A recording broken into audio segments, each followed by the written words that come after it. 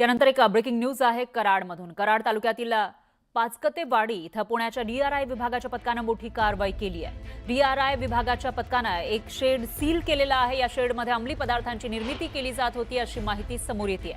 या ठिकाणी ड्रग्ज तयार केले जात असल्याची चर्चा होती आणि त्यानंतर आता या ठिकाणी कारवाई करण्यात आली आहे। एक शेड फक्त आणि त्या शेडमध्ये ड्रग्जची निर्मिती केली जात होती। जेव्हा याची माहिती डीआरआयला मिळाली त्यानंतर सातारा जिल्ह्यातल्या या कराडमधल्या शेडवर कारवाई करण्यात आली आहे आणि अंमली पदार्थ सुद्धा सील केल्याची माहिती समोर येते। जप्त केलेत आणि हे शेड सील करण्यात आलेलं आहे। तर साताऱ्यामधली ही दुसरी एक मोठी कारवाई म्हणावी लागेल। कराड तालुक्यातील पाचकतेवाडी येथील एका शेडवरती डीआरआय पुणे विभागाने या ठिकाणी कारवाई केलेली आहे। खरं तर हे डीआरआय विभाग आहे तो अंमली पदार्थ आणि तस्करी संदर्भात कारवाई करत असतो आणि कराड तालुक्यातील या छोट्याशा गावात असलेले हे शेड सध्या सील करण्यात आलेले आहे ते आपण पाहतोय।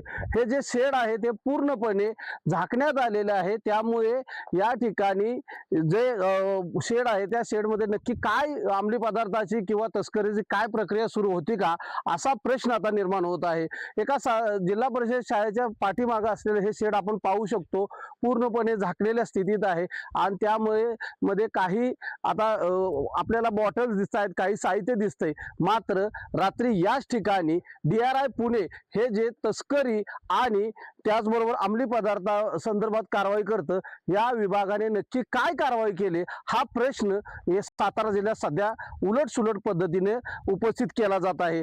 या कारवाई संदर्भात कराड तालुक्यातील कराड शहरातील पोलिसांना अद्याप कोणतीही माहिती नाहीये।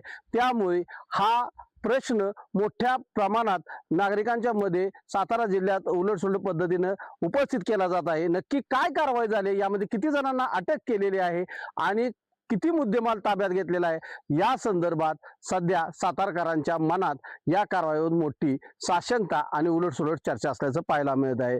न्यूज 18 मराठीसाठी विशाल पाटील, पाचकतेवाडी, कराड, सातारा।